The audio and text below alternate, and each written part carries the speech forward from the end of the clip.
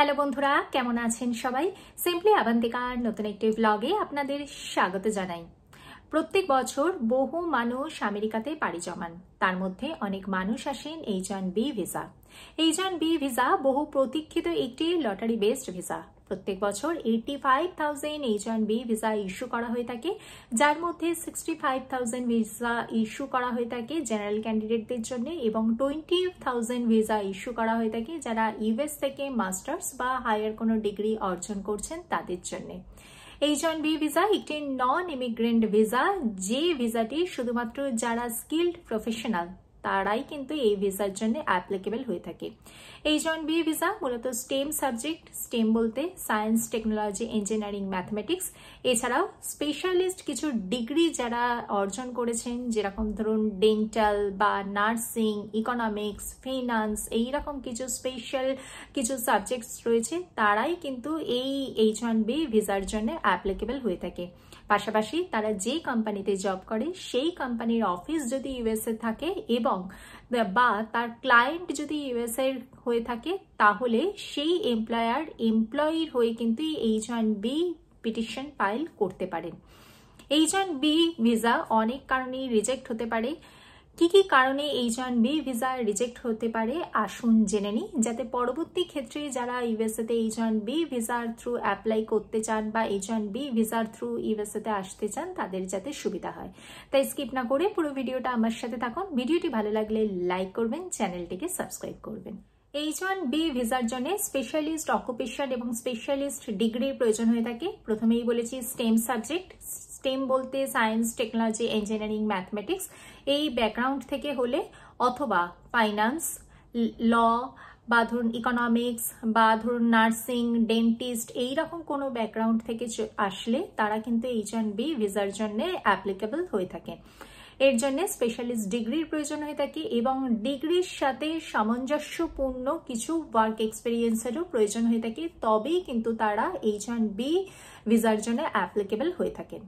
Number 2, H-1B ভিসার জন্য একজন এমপ্লয়ারের প্রয়োজন হয়ে থাকে, যে এমপ্লয়ারের অফিস আইদার ইউএসএতে হবে অথবা তার ক্লায়েন্ট ইউএসএতে থাকতে হবে।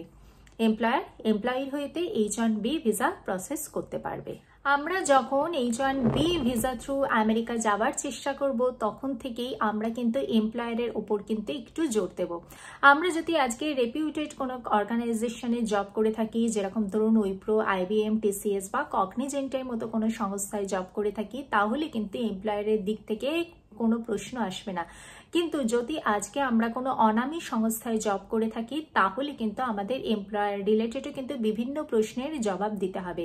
যেমন ধরুন এমপ্লয়ারের টার্নওভার কত, তার কতজন এমপ্লয়ি রয়েছে, তার মানে পুরো ডিটেল কিন্তু আমাদেরকে জানতে হবে। কারণ আজকাল কিন্তু বহু ফেক এজেন্সি দেখতে পাওয়া যাচ্ছে, বহু ফেক কোম্পানি দেখতে পাওয়া যাচ্ছে যারা H-1B ভিসা প্রসেস করছে, অথচ যাদের পরবর্তীকালে কোনো অস্তিত্বই দেখতে পাওয়া যাচ্ছে না। তাই কিন্তু এমপ্লয়ারের দিকটাতেও কিন্তু আমাদেরকে যথেষ্ট জোর দিতে হবে। আমাদের ইন্টারভিউর সময়তে বিভিন্ন ধরনের প্রশ্ন আসতে পারে, আমাদের কোয়ালিফিকেশন, আমাদের জব রোল, আমাদের এমপ্লয়ার, পাশাপাশি এমন প্রশ্ন আসতে পারে আমরা কি পারপাসে ইউএসএতে আসছি। আমরা যদি কোনো প্রজেক্টের জন্য যাই, তাহলে প্রজেক্টের সময়কাল কতদিন। যেহেতু এটি একটি নন ইমিগ্রেন্ট ভিসা এবং এই ভিসার মেয়াদকাল 3 বছর এবং সেটি এক্সটেন্ড করা যায় 6 বছর পর্যন্ত। আমরা আমাদের প্রজেক্ট যদি 6 বছরের মধ্যেই ম্যাক্সিমাম কমপ্লিট করে চলে আসি, তাহলে আমাদেরকে কিন্তু সেটাই আমাদেরকে বলতে হবে যে আমরা একটা প্রজেক্ট পারপাসে যাচ্ছি এবং প্রজেক্ট কমপ্লিট হয়ে যাবার পর আমরা আমাদের দেশে ফিরে যাব। এইরকম কিন্তু বিভিন্ন ধরনের প্রশ্ন আমাদের থেকে জানতে চাওয়া হবে, যে আমরা কেন ইউএসএতে আসছি, বা আমাদের ফিউচার প্ল্যান কি, বা দেশেতে আমরা ফিরে আসবো কিনা, বা দেশের প্রতি আমাদের কিরকম সোশ্যাল বন্ডিং রয়েছে, দেশেতে আমাদের প্যারেন্টস রয়েছে কিনা, আমাদের রিলেটিভ রয়েছে কিনা, বা আমাদের সোশ্যাল সিকিউরিটি রয়েছে কিনা। এইরকম কিন্তু বিভিন্ন ধরনের প্রশ্নের মাধ্যমে দেশের প্রতি আমাদের কতটা বন্ডিং সেটা জানতে চাওয়া হবে হতে পারে। বা আমরা আমাদের ফিউচার প্ল্যান কি, ফিউচারে কি আমরা H-1B ভিসা নিয়ে সেইখানেতে গিয়ে গ্রিন কার্ডের অ্যাপ্লাই করে আমেরিকাতেই থেকে যাব, নাকি আমরা দেশে ফিরে আসবো। এইরকম কিন্তু বিভিন্ন ধরনের প্রশ্ন কিন্তু আমাদের থেকে জানতে চাওয়া হতে পারে। এর মাধ্যমে আমাদের ফিউচার প্ল্যানটা কিন্তু জানতে চাওয়া হতে পারে। আমাদের কিন্তু ছোট্ট একটি 3 থেকে 5 মিনিটের ইন্টারভিউই কিন্তু আমাদের H1B ভিসার ভাগ্য নির্ধারণ করে দিতে পারে। তাই আমাদেরকে কিন্তু সব সময়তে সতর্ক থাকতে হবে। যারা ভিসা অফিসার রয়েছেন তারা কিন্তু সারাদিনে অজস্র মানুষের সাথে কিন্তু ইন্টারভিউ নেন, তাই একটু ছোট্ট একটু ইনফরমেশনই কিন্তু তাদের আমাদের সাইকোলজি বোঝার পক্ষে কিন্তু যথেষ্ট। তাই এই ব্যাপারগুলোতে কিন্তু আমরা ভীষণভাবেই সতর্ক থাকব। বিশেষ করে যারা 2025 সালে H1B ভিসা ইন্টারভিউ দিচ্ছেন তারা কিন্তু এই ব্যাপারগুলোতে কিন্তু ভীষণভাবেই সতর্ক থাকবেন। এছাড়াও আরও কয়েকটি ছোট ছোট কারণে আমাদের H1B ভিসা রিজেক্ট হতে পারে। যেরকম ধরুন আমাদের DS 160 ফর্মেতে কিছু ভুল হয়ে থাকলো, বা আমাদের ফিস যথাযথভাবে পেমেন্ট হলো না। তাই আমরা সবসময়তে কিন্তু DS 160 ফর্মটা সঠিকভাবে ফিল আপ করবো। কী কী ডকুমেন্টস লাগে সেই ডকুমেন্টস প্রথম থেকেই লিস্ট করে নেব এবং সমস্ত ডকুমেন্টস সেইভাবেই রেডি রাখবো। আমাদের পাসপোর্টটা চেক করে নেব, পাসপোর্ট কবে শেষ হয়ে যাচ্ছে, পাসপোর্টের মেয়াদটা আমাদের চেক করে নিতে হবে, এবং সমস্ত ডকুমেন্টসের স্পেলিং যেন ঠিক থাকে, বা আমাদের এমপ্লয়ারের থেকে যদি কোনো ডকুমেন্টস নেওয়ার থাকে, যেরকম ধরুন ক্লায়েন্টের থেকে যদি লেটার নেওয়ার হয়, সাপোর্টিং ডকুমেন্ট হিসেবে ক্লায়েন্টের লেটার, অফিসের অ্যাপয়েন্টমেন্ট লেটার, লাস্ট 6 মান্থসের স্যালারি স্লিপ, ব্যাংক স্টেটমেন্ট, আমাদের লেটেস্ট আপডেটেড সিভি, আমাদের এডুকেশন কোয়ালিফিকেশনের সমস্ত ডকুমেন্টস, বা আমাদের আদার্স যে সমস্ত ডকুমেন্টসগুলো রয়েছে সমস্ত ডকুমেন্টসগুলো কিন্তু আমরা ট্রান্সপারেন্ট ফোল্ডারে করে নিয়ে যাব, এবং সমস্ত ডকুমেন্টসের কিন্তু একটা লেবেলিং করে রাখবো।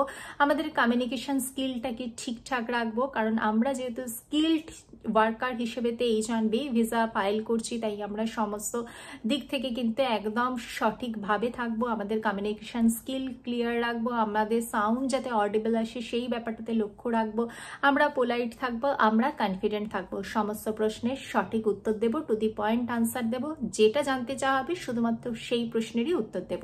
অযথা কথা বাড়িয়ে আমরা আমাদের উত্তরটিকে দীর্ঘায়িত করব না। 2025 সালে যারা H1B ভিসা অ্যাপ্লাই করছেন তারা কিন্তু সমস্ত দিক থেকে কিন্তু ভীষণভাবেই সতর্ক থাকবেন।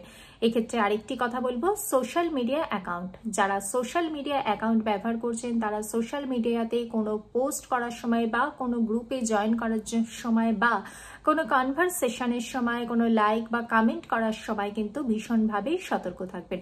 কারণ 2025 সালেতে কিন্তু ভীষণভাবে আমাদেরকে সমস্ত দিক থেকে কিন্তু সতর্কতা অবলম্বন করা কিন্তু ভীষণই জরুরি হয়ে দাঁড়িয়েছে।